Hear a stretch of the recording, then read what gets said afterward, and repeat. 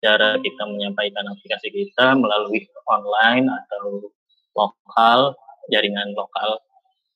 Jadi supaya si user ini bisa mengakses aplikasi yang telah kita buat tersebut. Jadi di sini ada jenis-jenisnya, deployment strateginya. Jadi di situ ada Big Bang deployment strategi, terus atau yang sering disebut dengan replace dan recreate deployment strategi. Jadi replace itu menggantikan dan recreate itu membuat ulang. Terus ada lagi rollout deployment strategi.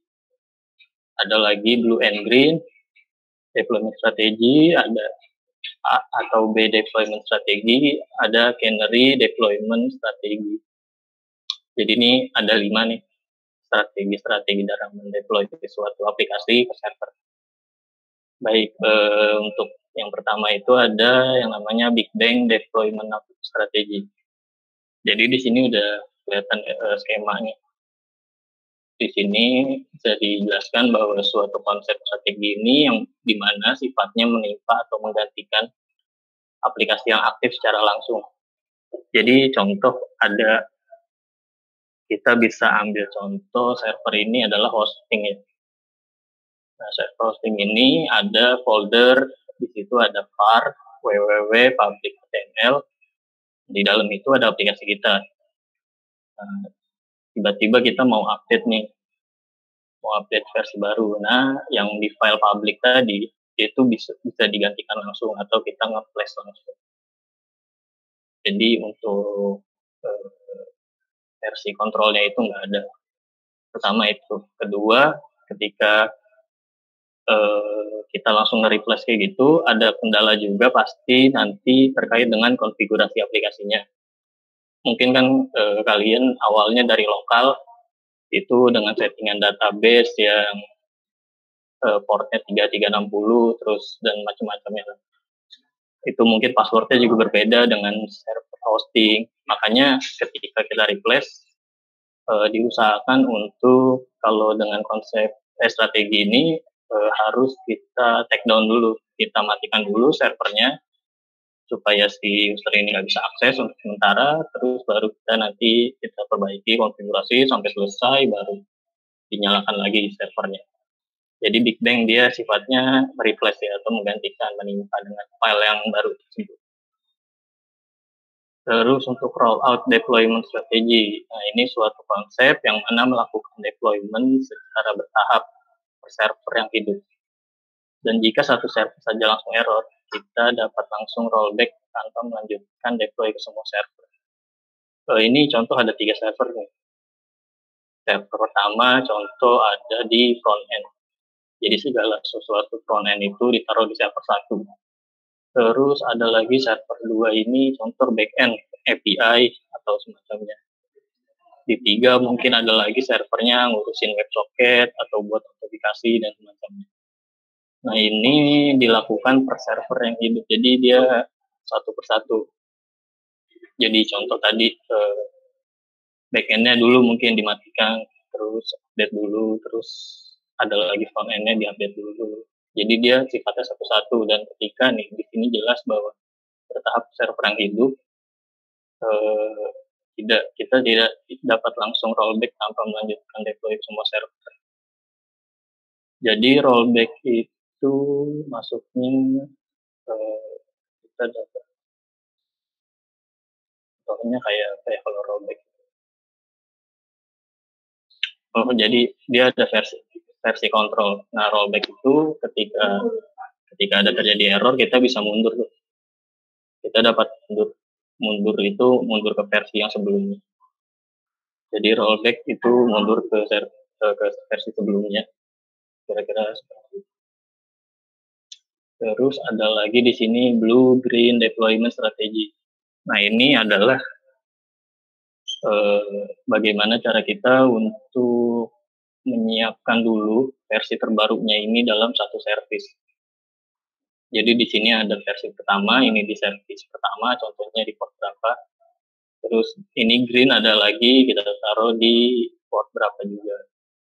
Nah, ketika si green ini udah siap, kita bisa langsung ubah portnya aja, kita pindahkan ke blue. Nah, jadi ini konsepnya dia lebih mempersiapkan terlebih dahulu, ditaruh di satu port, mungkin ditaruh di satu pabrik apa, disiapkan dulu, baru nanti setelah semua green udah siap di production, baru kita masuk ke blue. Nah, di sini untuk deskripsinya suatu konsep yang melakukan pembuatan satu environment serupa dengan yang sedang live. Jadi dia menduplikasi yang tadi yang awal, tapi dia dengan versi terbarunya. Mungkin ada file yang di sini yang terbaru atau nanti setelah udah ready dilakukan switch tadi. Jadi si server itu mengarahkan ke versi 2-nya. Nah, ini untuk prosesnya. Service sudah di drop ketika sudah si green sudah berjalan. Terus di sini ada A/B deployment strategy. Jadi ini suatu konsep mana A/B deployment lebih ke user centris. Setengah user akan menerima fitur layout A dan setengah lagi akan menerima layout B, sehingga setiap user mendapatkan tampilan yang berbeda. Oke, jadi contohnya adalah mungkin ketika kalian buka aplikasi Tokopedia, dengan Tokopedia kita buka di PC sama di HP itu kan beda. Itu secara deployment strategi yang ini, dua file ini terpisah. Jadi yang satu untuk menangani PC, yang satu lagi untuk menangani iPhone atau mobile. Jadi di HTTP itu kan di HTTP head itu dia ada yang namanya client. Jadi kita tahu nih yang request ke server itu dia kliennya itu HP atau PC atau apalagi yang mungkin tab, dia ketahuan tuh versinya. Nah dari situ udah tahu si web servernya tahu itu device-nya apa. Nah dia akan mengirimkan sesuai dengan jenisnya, jenis platformnya. Jadi kalau kayak gini pertama ya source code-nya harus beda tuh, harus dua. Yang satu untuk menangani ini, yang satu untuk menangani ini. Jadi lebih terbagi variasinya. Terus di sini ada canary. Canary di mana aplikasi juga dapat dideploy pada satu server, tetapi bedanya adalah request yang masuk ke dalamnya akan dikontrol, ditahan berdasarkan kebutuhan. Mirip seperti A/B development, bedanya A/B development request user langsung dibagi dua, 50% ke A, 50% ke fitur B. Oke, contoh saya ambil, saya buka aja deh. Saya buka candahar.com.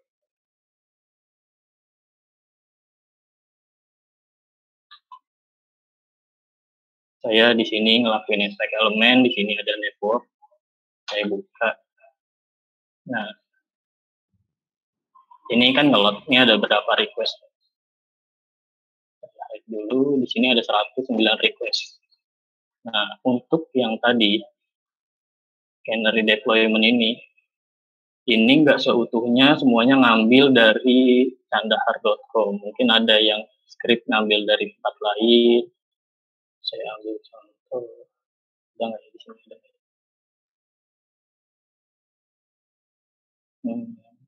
Ada contoh. Ini ternyata dari candahar semua nih di script. Jangan ambil dari contoh lain.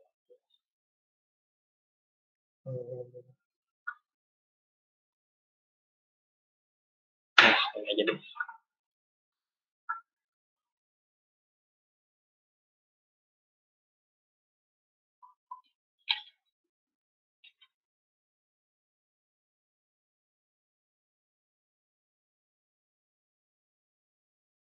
Ya, intinya seperti ini sih. Jadi ini bisa kita buka nih, dia dapat dari mana?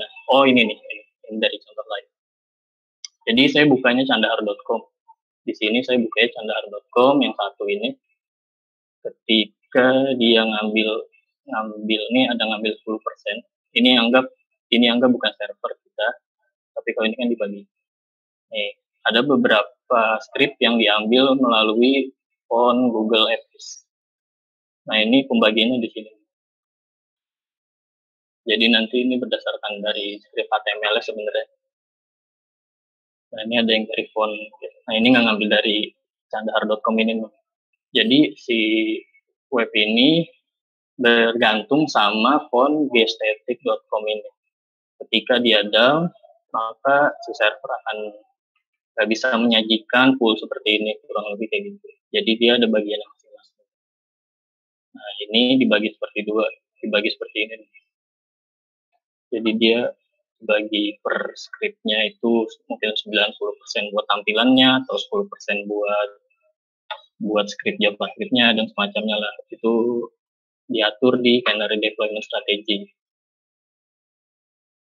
Terus kesimpulannya itu DevOps penting banget buat kita untuk pelajari karena ketika contohnya ada down atau ada update versi terbaru, terus ada bug mungkin, itu kita bisa lebih mudah nge-trace-nya. Mungkin ada teman-teman di sini tahu tiba-tiba ada server ngedown, dia tulisannya cuman connection timeout, atau ada lagi yang tulisannya itu forbidden lah semacamnya. Nah, itu semua diatur di DevOps ini. Dia adalah jenisnya itu ada di web servernya. Web server itu ada yang seperti Apache, terus ada juga Nginx dan semacamnya. Jadi penting banget buat mengetahui DevOps ini, sisi server. Jadi mungkin ada yang mau ditanyakan dari materi DevOps ini, silahkan ditanyakan.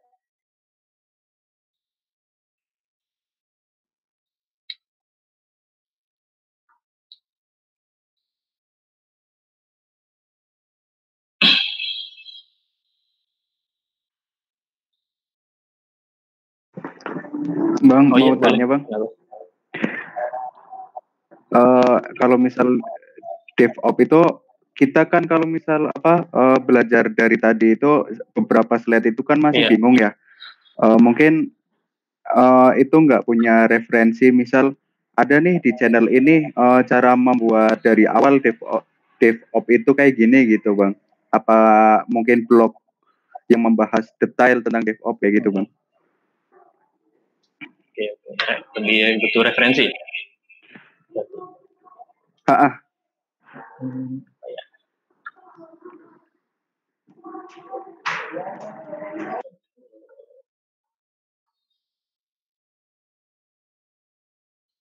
Mungkin di sini bisa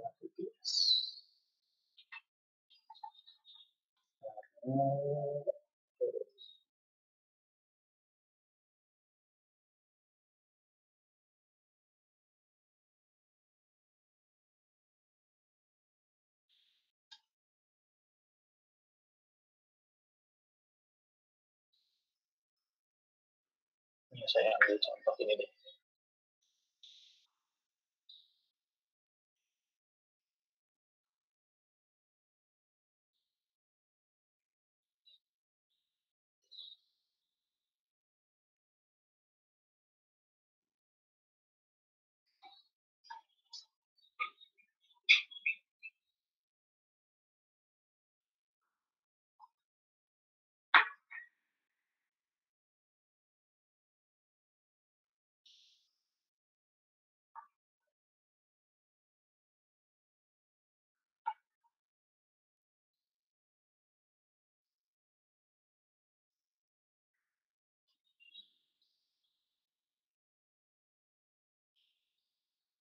Nah, ini bisa jadi contoh.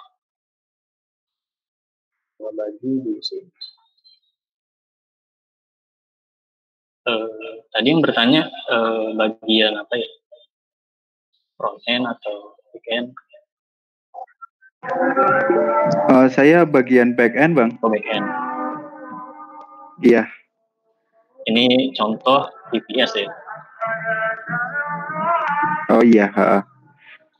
Coba nanti saya lihat dulu.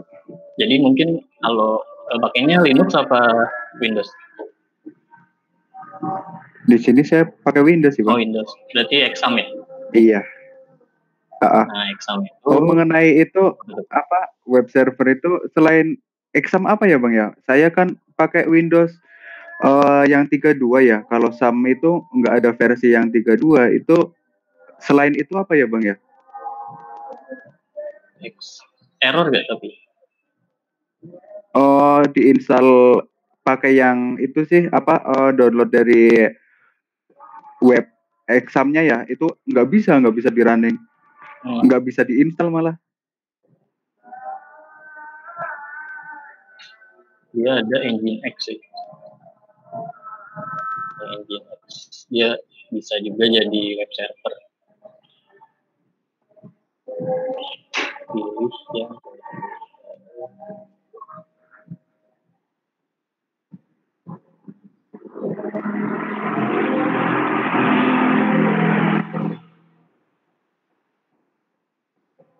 nah ini dia ada juga. Tapi kalau untuk database error nggak? MySQL. Waktu itu karena mungkin nggak pas kali ya itunya apa yang versi 34 kayak gitunya. Jadi nggak bisa diinstal Bang, belum sama sekali bisa diinstal gitu. Saya sudah nyoba pakai uniform server ya namanya ya. Cuman kok maksudnya masih bingung kayak gitu. Ada lagi LMPP, tapi paling disaranin sih exam sih. LMPP ada uang, ada 3 nih. LMPP, terus exam.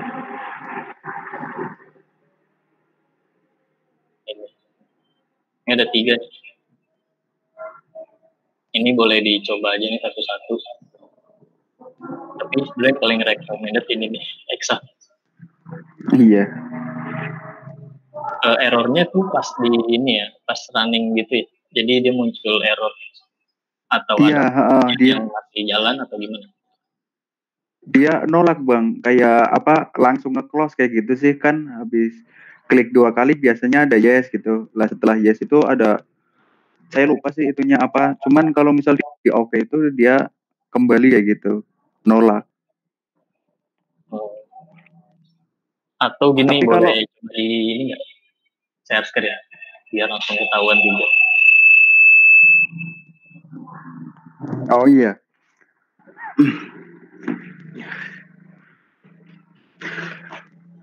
Jadi intinya DevOps itu sih berhubungan sama web server.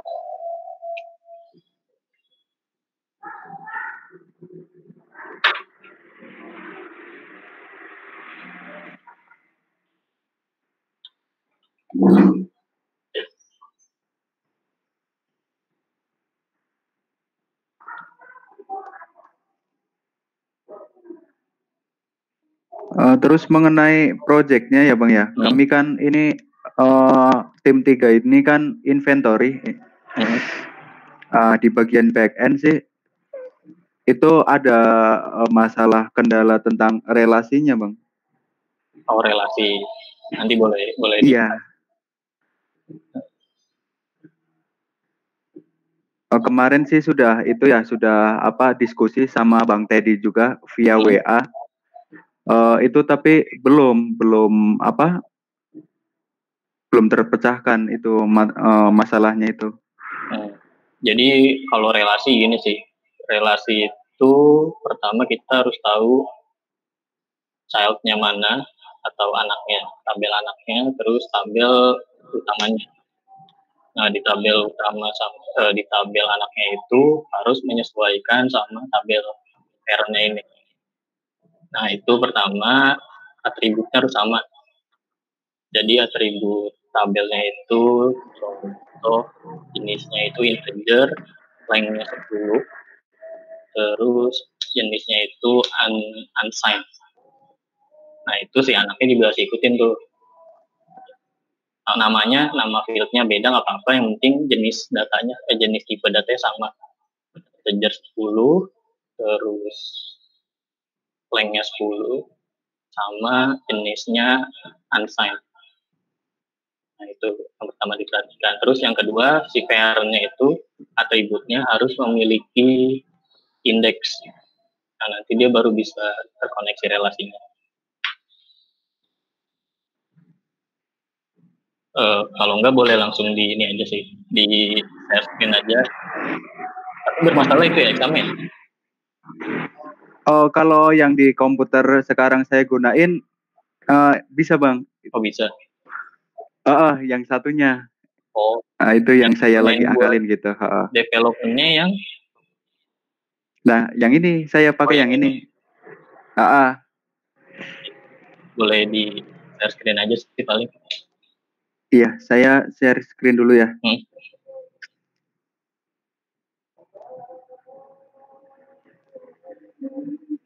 Lagi mana?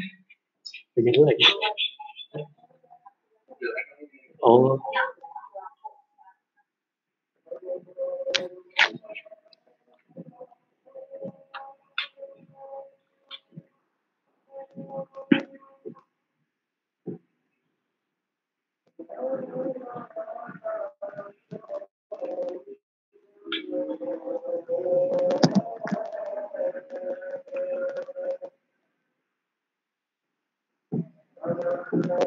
Apa sudah terlihat bang? Belum. Belum ya.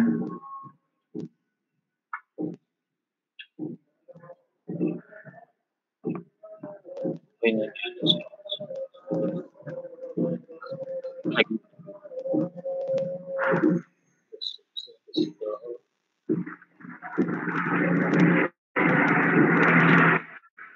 Oke. Udah bang. Udah muncul nih. Udah muncul ya? Udah.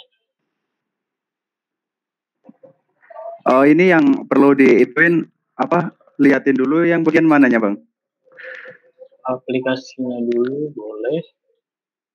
Yang udah sampai mana gitu perkembangan. Iya.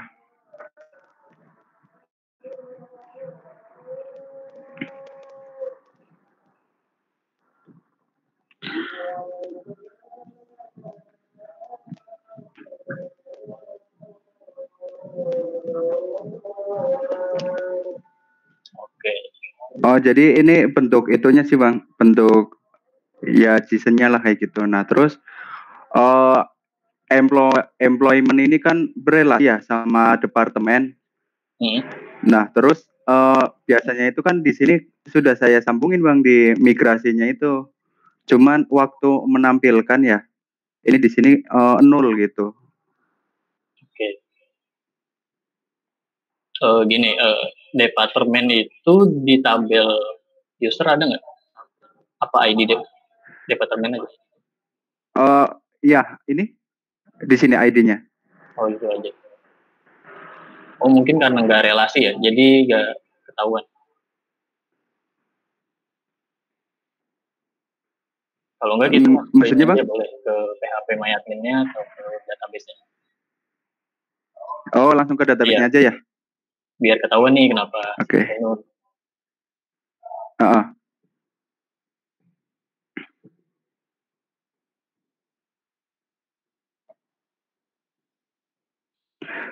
Saya sempat baca-baca juga ya bang ya semalam itu kalau misal apa versi PHP-nya itu ngaruh nggak ya?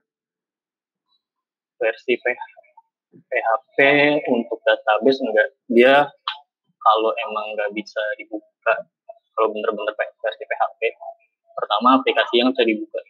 Jadi kayak contoh tadi kamu 127.001.8.000 itu benar-benar nggak bisa dibuka tuh kalau versi PHP-nya kayak gitu. Terus untuk ini PHP MyAdmin-nya nggak bisa nih. Sama dia perbedaan sintaks. Jadi kalau semua itu udah buka, sebenarnya nggak masalah. Iya. Ini ke tabel mana ya bang ya? Tadi yang tabel itu gabungan dari customer sama departemen ya? Employment sama departemen. Oke, berarti buka employment dulu. Employment.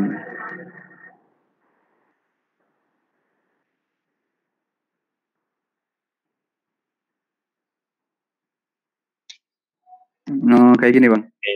Nah itu udah berelasi tuh ya? Ini udah. Oke. Nah itu boleh diklik ID departemen. Yang tiga, angka 3. Oh, angka 3-nya.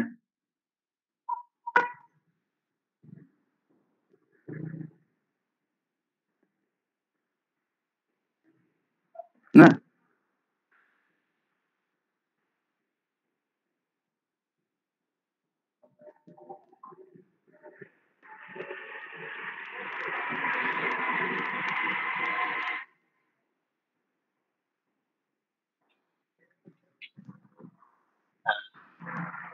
Ini kan atributnya namanya name.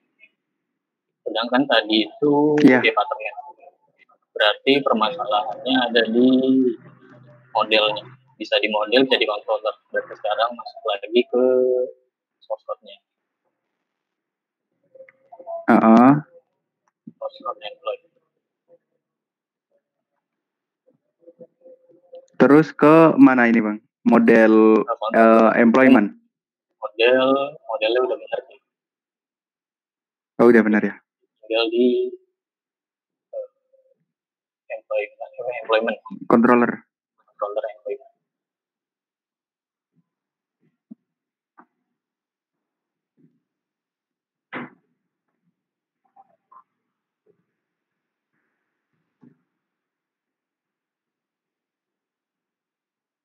Ini bang.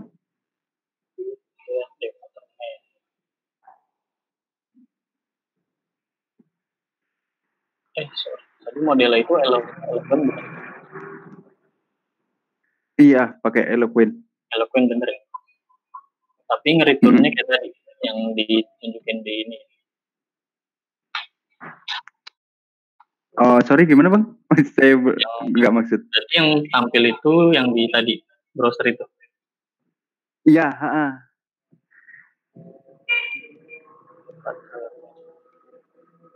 Oh gini, saya tahu di model.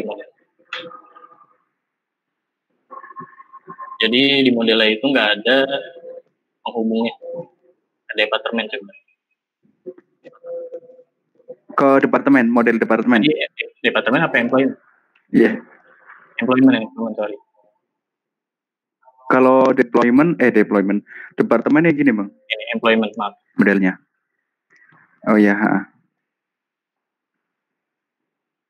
Nah itu kan ada has many.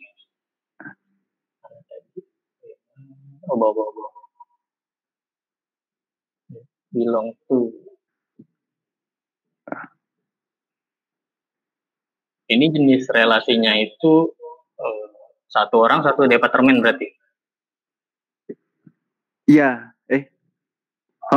Satu orang berarti pakainya has one. Terus di sebelahnya ada satu lagi parameternya itu dia ID si departemennya sama ID yang ada di usernya. Jadi itu ganti dulu pertama has one yang belong to. Oh yang ini ya bang ya berarti ya? Ya. Jadi kalau belong to tuh cocoknya buat si child. Jadi gini. Oh. Iya. Apa has1 bisa juga. Has1 terus di sini ada argumen kedua isinya ID-nya. ID departemen. Kalau ID itu berarti ngelihatnya di mana ya bang ya? Kenapa?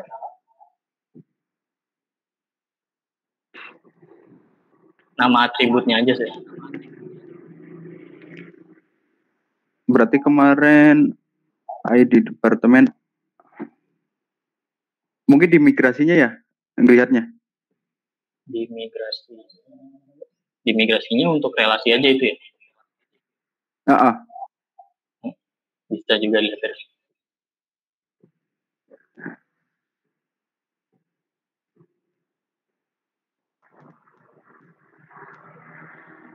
ID bang berarti ya? Oh iya ID nyambung ke ID departemen.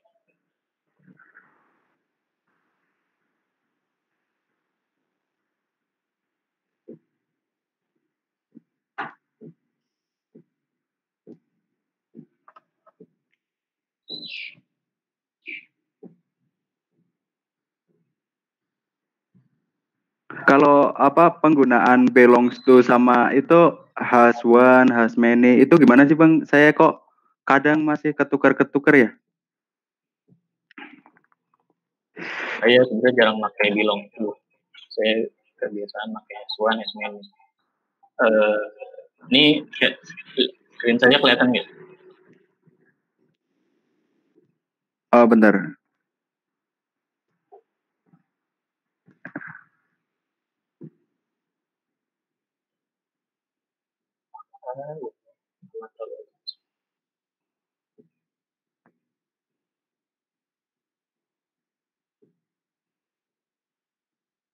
Iya, kelihatan Bang.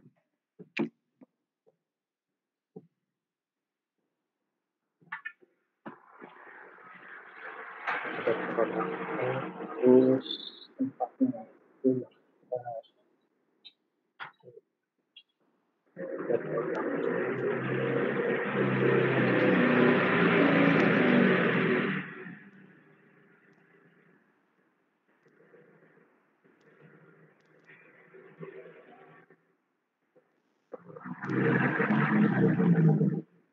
produk B, SBY.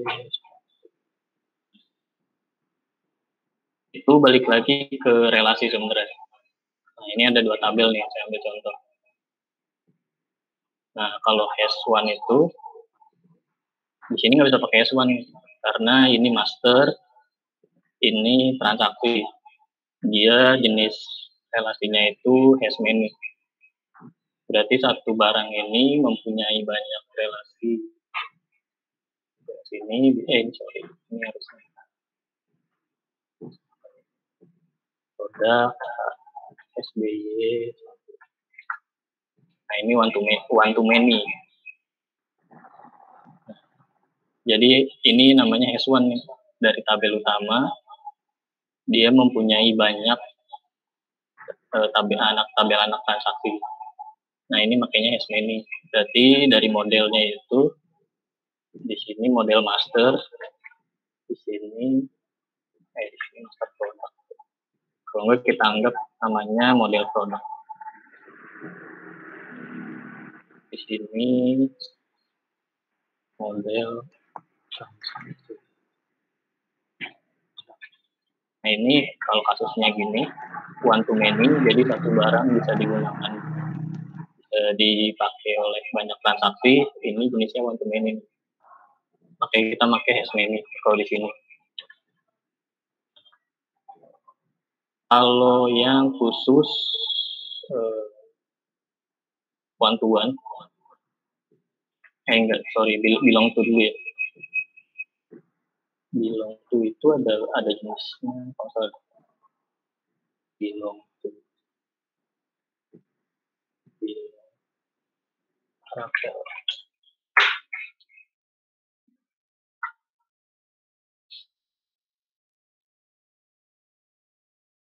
Belong to. Dia ada belong to one, ada belong to yang many. Belong to itu kebalikannya aja sih. Jadi kalau kita dari startnya dari model, kita mau ke anaknya, itu pakai as many. Kalau dari anaknya mau ke parentnya, itu pakai as many, pakai belong to many.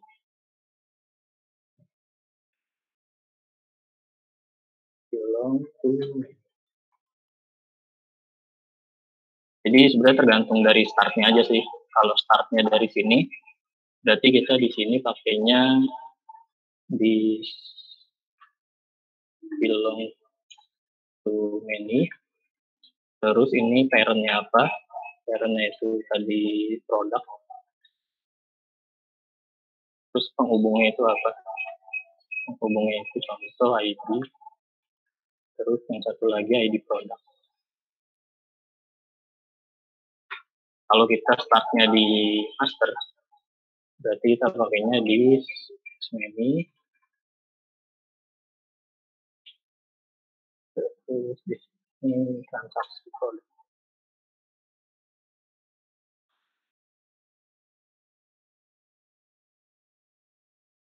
Jadi di sini ID produk.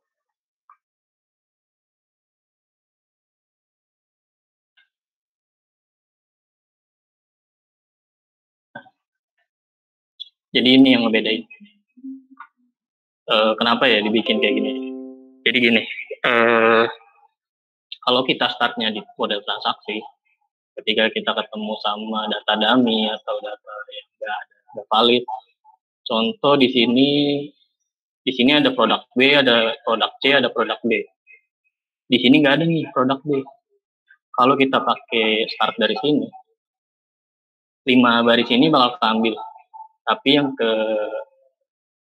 keambil di belong to many-nya itu cuman yang produk A doang. Nah, bedanya kalau dari sini startnya kita dapat produk A. Berarti ada 1 baris, ketika di join jadi 2 baris doang. Sisanya data dummy ini nggak ambil. Tujuannya itu. Terus tadi ada lagi one to one. One to one contohnya di sini ada tabel namanya. Di sini ada tabel namanya user. Jangan ke data pribadi deh. Di sini ada tabel lagi namanya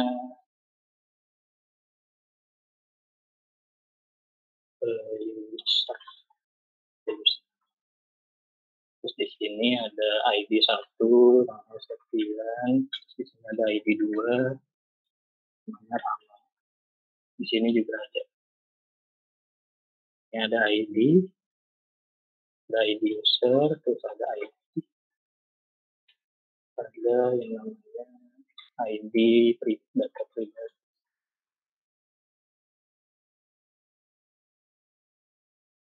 Ini contoh 1, terus ID data. ID, terus ID user, ID pribadi, data pribadi, sama username deh,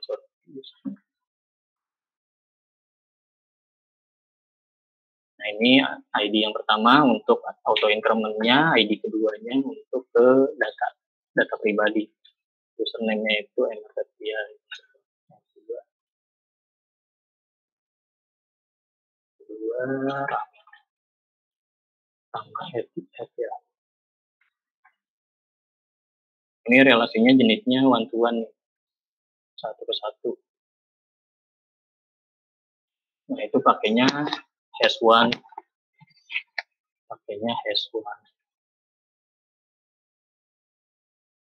Ini belong to. Gitu sih bedanya itu sih. Jadi itu balik lagi ke jenis relasi tabel. Udah jelas belum kira-kira?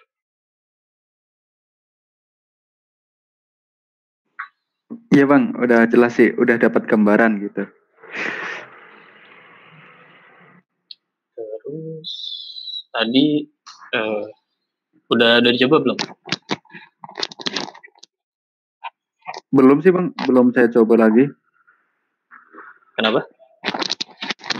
Belum dicoba lagi. Jadi paling tadi kurangnya itu dua parameternya, parameter penghubungnya. Yang parameter kedua berarti ID-nya ya. Kalau yang ketiga apa itu Bang? Parameter kedua nih. Jadi ini yang ada di tabel produk A, yang ada di model produknya. Terus yang ini referensi yang keduanya. Kalau ini juga sama. Ini tabel. Jadi tergantung startnya. Terus untuk yang relasi tadi bermasalahnya di mana? Kalau relasinya udah beres sih Bang. Oh, udah beres. Iya, tinggal nampilin datanya itu. Jadi itu aja sih. Kalau untuk jadi itu balik lagi. Ada lagi nggak kira-kira permasalahan? Mungkin dari back end itu sih Bang. Mungkin dari front end kalau misal mau sharing gitu. Oke. Back end berarti udah itu aja ya? Iya, masih stuck di situ Bang. paling yang konten ini nggak terlalu panen ya.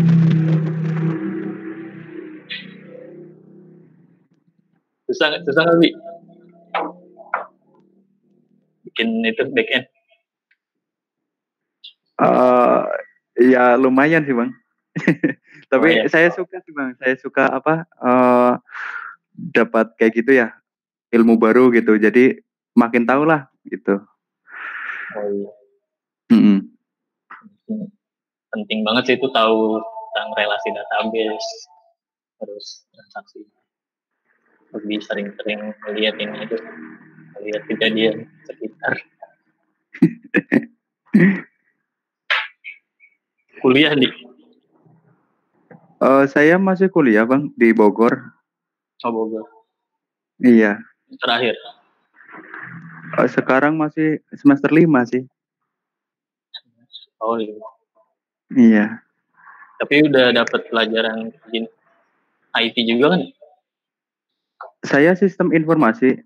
Cuman dari semester 4 kemarin itu bukan Laravel ya, tapi kode igniter bang. Tapi Oh, saya ya baca-baca di lowongan pekerjaan ya gitu. Yang rame kok Laravel gitu. Makanya saya terpacu buat belajar Laravel gitu. hmm. Laravel kelebihannya itu lebih terstruktur, lebih rapi. Terus library-nya banyak yang bisa digunain. Contoh kayak tadi S-Mini, S1, belong to gitu. Jadi mempercepat juga kinerja. Terus kita bisa Iya, nambahin lagi keamanan tanpa harus rombak lagi. iya, saya merasakan itu sih Bang. Apa perbedaan antara kode igniter sama Laravel kemarin kan waktu semester 4 itu saya juga coba daftar kayak semacam magang ya. Nah, Hmm. itu di situ itu juga sih bangun aplikasi semacam kursus online ya gitu pakai Laravel. Itu saya merasakan banget sih, wow, enak banget ya pakai Laravel, keamanannya kayak gini dari login ya gitu. Terus apa kalau misal database nggak usah import, ekspor. Kalau Nah, misal ke GitHub itu kan ya harus import dulu, ntar ekspor gitu. hmm. Nah, kalau misal itu sekalian di codingnya PHP Artisan Migrate, udah jadi. Iya, tinggal pakai artisan ya. Iya. Iya tuh lumayan selesai juga tuh artisannya.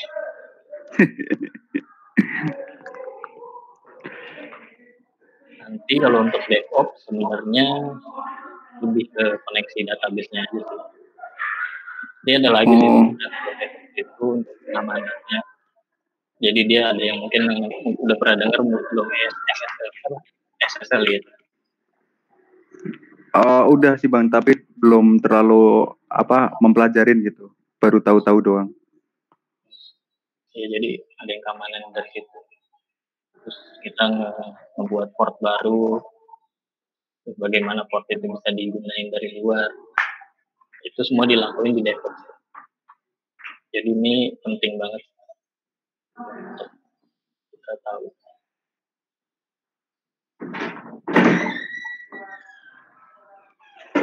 Mungkin itu aja sih kalau dari saya. Mungkin kalau ada yang mau ditanyakan nanti bisa dari grup aja. Terus kalau untuk TD-nya, saya juga belum tahu dia lagi ada kendala lah untuk mengajar beberapa. Saya nggak tahu beberapa minggu ke depan atau tapi saya tadi udah di kontak. Paling dia dari WA dulu. Mungkin saya balikan ke Novi. Terima kasih atas waktu. Oke, baik. Terima kasih Bang Septian. Terima kasih juga untuk Hamsi yang sudah mengikuti pertemuan 5 ini. Tetap semangat. Sampai berjumpa di pertemuan selanjutnya. Sekian dari saya. Assalamualaikum warahmatullahi wabarakatuh.